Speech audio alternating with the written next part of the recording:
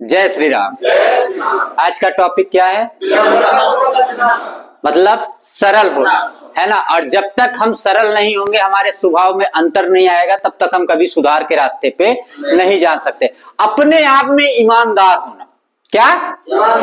अपने आप में ईमानदार होना। जब तक आप अपने आप में ईमानदार नहीं होंगे, तब तक कभी दूसरा व्यक्ति आपको ईमानदार नहीं समझ सकता। क्योंकि हमारे अंदर जो चोर बैठा है, वो हमें जागृत करता रहता है, हमेशा हमें आगे करने की कोशिश करता है, और उसको हम अवसर देते हैं कि तुम आगे हो जाओ। क्यों? क्योंकि हम ईमानदार नहीं।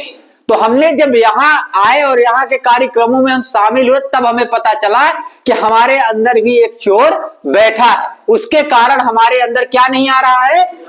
विनम्रता भाव नहीं आ रहा, वो हमें सरल नहीं होने दे रहा, वो हमारे ऊपर हावी है। लेकिन जब हम कोशिश किए अपने आप को ईमानदार बनाने के लिए, किसको ईमानदार बनाने के लिए? अपने आप को ईमानदार बनाने की कोशिश किए, तब हमारे अंदर क्या पैदा हुआ? विनम्र भाव पैदा हुआ। मैं सरल बातें करने लगा, मैंने अच्छी बातें करने लगा, लोगों के बीच बैठने लगा, लोगों से अच्छे तर्क में बातें करने लगे। तो लोगों ने कहा कि देखो, अब इसमें थोड़ा सा सुधार आ गया। यानी हमारे अंदर क्या आ गया है? विनम्रता भाव आ गया। और जब हम नशा करते थे तो ये चीजें हमारे अंदर कभी नहीं आती थी। नशे में हम कैसी भाषाओं का उपयोग करते थे, ये आपसे बेहतर कोई नहीं जानता। लेकिन जब आज हम बगैर नशे के यहाँ बैठे हैं और आज हम आपसे बात कर रहे हैं, आप हमसे बात कर रहे हैं, तो हमारे अंदर क्या झलक रहा है? हमारे अंदर भी मतलब सरल भाव दिखने लगा। और ये कब दिखने लगा? जब हम एनए के कार्यक्रम में शामिल हुए, जब हमने 12 कदम को फॉलो किया। और आज 12 कदम पढ़ने के बाद हम टॉपिक पे आए, और टॉपिक में हमें यह बताया गया कि हमारे अंदर जो सरल स्वभाव है, उससे बेहतर कुछ नहीं है। लेकिन उसको परखने के लिए हमें अपने अंदर के चोर को मारना पड़ेगा, हमें एक ईमानदार व्यक्ति बनना पड़ेगा। और ईमानदार व्यक्ति कब बनेगा? जब नशे से दूर होगा। जब तक वो नशे से दूर नहीं होगा, तब तक कभी वो ईमानदार नहीं बन सकता। और बनने भी नहीं देता। कौन नहीं बनने देता? हमारा नशा। हमारा नशा जो है ना, वो हमें कभी ईमानदार बनने में, मैं कोशिश भी करता हूं, अगर मैं बनना भी चाहता हूं, लेकिन वो हमारे ऊपर हावी हो जाता है और कहीं ना कहीं हमें चोर बना के एक किनारे बैठा देता है। तो आपको चोर बनना है या ईमानदार बनना है? और ईमानदार बनने के लिए आपको क्या करना पड़ेगा?